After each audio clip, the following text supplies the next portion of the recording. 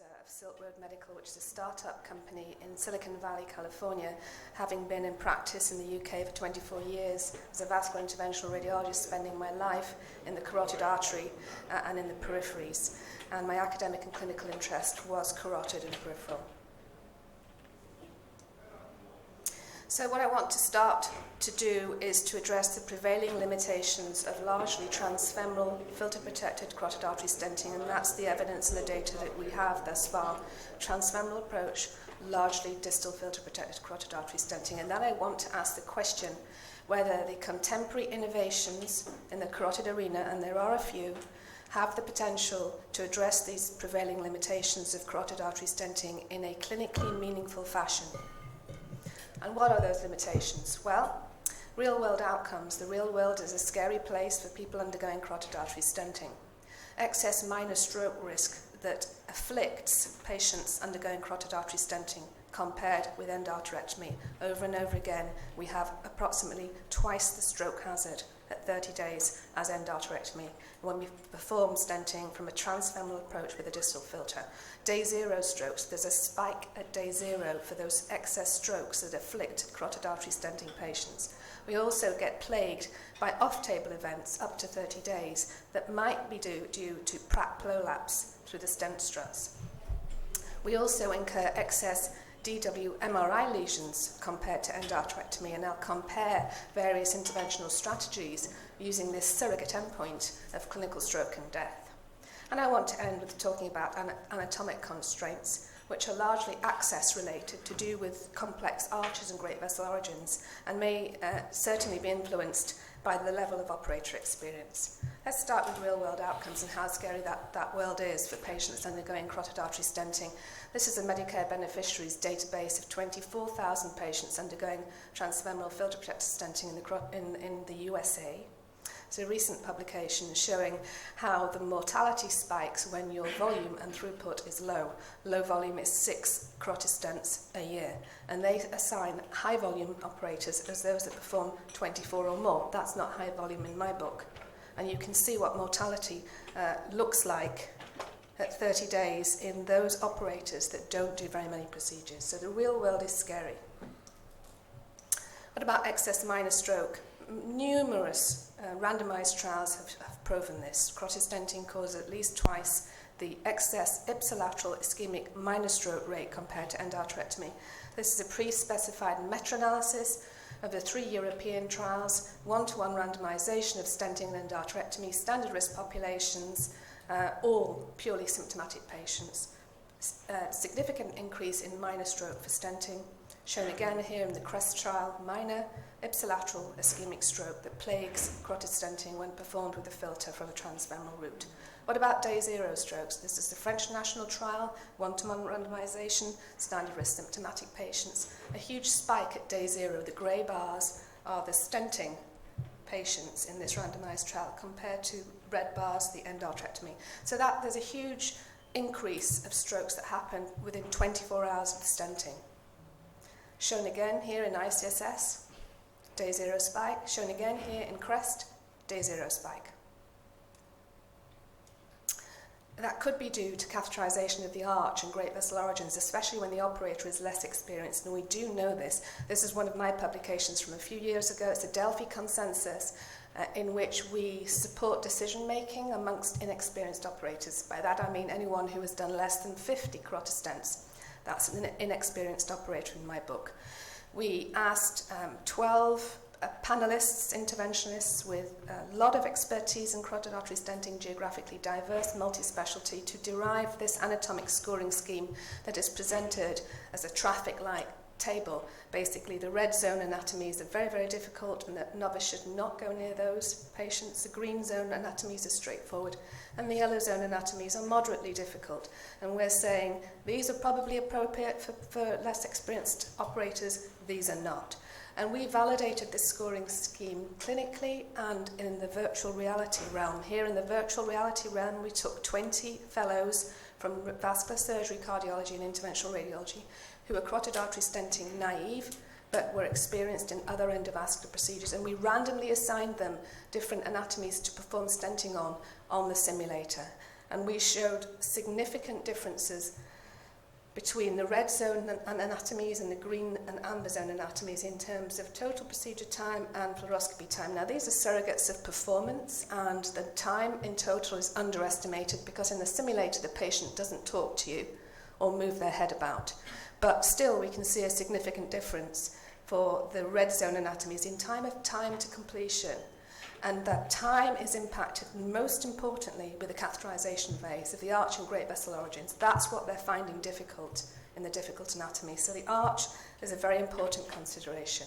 Here is the clinical validation from the CARE registry. This is another large cardiology database from the United States. 11,000 patients undergoing carotid artery stenting with a mix of baseline experience of operators, showing quite clearly that arch type and difficult arches impact significantly on stroke and death in hospital and at 30 days. What about experienced units? Do they still have this problem with arch catheterization? Well, actually they do. This is the Leipzig high volume, very experienced operators. This is a publication of 833 consecutive carotid artery stenting cases from their unit that shows anatomic considerations to do with the arch and great vessel origins and octogenarian status. These two elements are closely linked, and if we have time to discuss this, we will at the end. And this was associated with an increased rate of neurologic adverse events during carotid artery stenting, even in a very experienced unit. What about those strokes that happen afterwards, perhaps when the patient has gone home between day 1 and day 30? What are they attributable to? It's not clear, but it may be due to differences in stent design. This is the Bosier's Italian-Belgian registry of over 3,000 patients that showed that 2/3 of events were delayed, and that might have to do with stent design in favour of closed cell stents with tighter scaffolding compared to open cell stents. I have to say that difference was more marked in symptomatic patients and washed away really, was not so obvious in asymptomatic patients. Let's go back to the symptomatic patients from SPACE, German national trial. We have one of the PIs in the front row here, showing that when closed cell stents were used in this purely symptomatic population, here the wall stent, the event rate was much lower than when open cell stents were used. So clinically meaningful differences there for stent design. This is in press. It's one of my publications from ICSS showing the exact same pattern. So when we use open cell stents in symptomatic patients, we favour end arterectomy here significantly. But when we use closed cell stents, we get away with it for symptomatic patients. What about DWMRI lesions? You did ask me about clinically meaningful outcomes, and there may be some of you in the audience that don't believe that new white lesions are clinically important. Indeed, the fate is uncertain and their clinical relevance remains unclear, but there is some good evidence, and I'll share that with you in a minute, that they are meaningful. So ICSS primary analysis, 1-to-1 randomized trial, standard risk symptomatic patients, 1,700. I was part of that and also part of the sub-study in which patients underwent DWMRI scanning of the brain pre and post-intervention. So this is what we're trying to match here. 17% new white lesion rate for endarterectomy, exquisite control of the embolic burden of the carotid bifurcation by clamping and back bleeding. Can we achieve that by stenting? It's difficult. This was the event rate in terms of new white lesions for transfemoral stenting, 50%. There were 7 centres, one of those was mine. 5 of them used filters. I was using flow reversal towards the end. 2 centres were performing unprotected stenting. They were neuroradiologists in Europe. And if you looked at the instance of new white lesions for filter-protected stenting, it was actually 72%. So filters do something very strange to the brain in terms of new white lesions. And actually here, this systematic review from Schneidigl et al. Showed that stent design was also implicated in the new white lesion rates. So there were more new white lesions of the brains of patients undergoing stenting with open cell designs than with closed cell designs. So 2 important features there, the embolic protection device and the stent design impacting on new white lesion rates. So what about the potential of new technology to solve the remaining limitations of transfemoral stenting? This is the system from the company that I am now the Chief Medical Officer for, and I trialled it in the UK in my patients very early in man. It is FDA approved, and basically it's a high flow rate flow reversal circuit hybrid procedure with surgical and endovascular elements, with a small cut down above the clavicle with a 10.5 French short outer diameter sheath, a percutaneously placed venous sheath with a low resistance wide bore tubing, allowing very, very rapid flow reversal. We don't have to manipulate the bifurcation, so we get this protection in place before we do anything to that lesion. We don't have to occlude the external like the other proximal protection devices recommended we do, and we have to press this button, stop flow here, to do an angiogram. If you don't press that button and you inject contrast, you don't see it, because it comes out of the patient into the circuit very, very quickly. And how does that system fare? This was the first in man done in Dusseldorf by 2 vascular surgeons with a DWMRI subset analysis, 19.6%. So really very, very low, in the same sort of ballpark as endarterectomy. The protection here is high flow rate, flow reversal, kind of like clamping and back bleeding. This is a very busy table, but it allows us to compare our various carotid stenting strategies with the gold standard, which is endarterectomy, 17% new white lesion rate. So filters are horrible. They have a really horrendous new white lesion rate. We can do better when we use proximal protection from the groin, but we can only match endarterectomy when we avoid the aortic arch and we go straight for the carotid artery with high flow rate, flow reversal. I mentioned whether we thought new white lesions were clinically relevant. This is a meta-analysis of 46 longitudinal studies. This is not in the setting of endarterectomy or stenting. It's in the general population and hospital-based.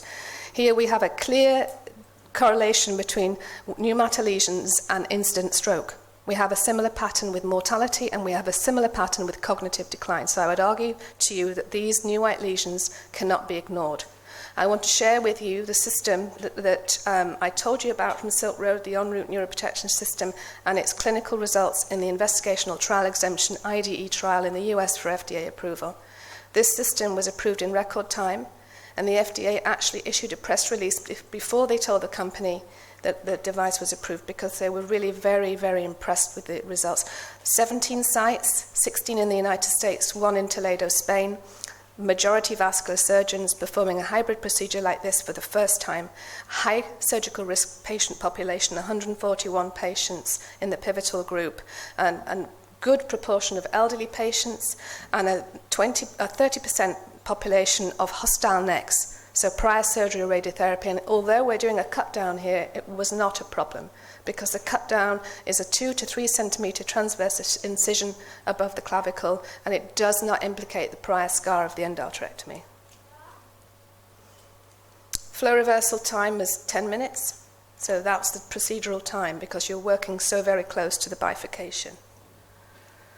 And these were the outcomes. So the all stroke, which is the most important consideration here when we're doing a procedure that has prophylactic intent, i.e. it prevents future stroke, was 1.4%. Now that is the lowest stroke rate I have ever seen for a stenting technology, and trust me, I've been in the carotid space for a long time.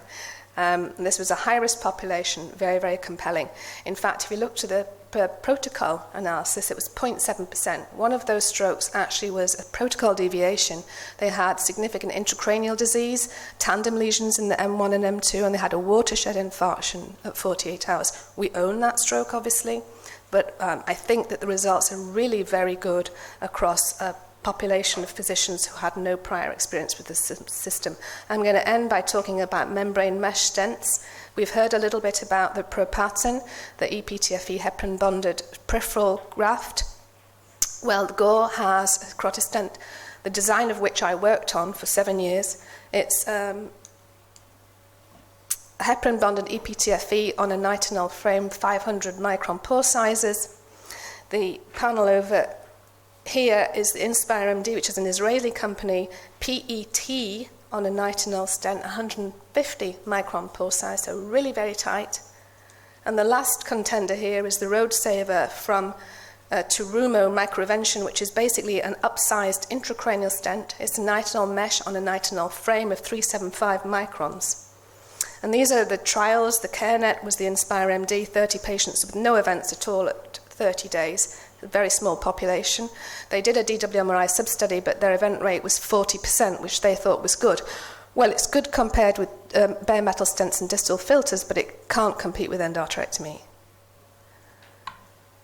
The Clear Road is the EU multi-centre trial of the Road Saver. I understand that they've recently finalised their protocol for the US.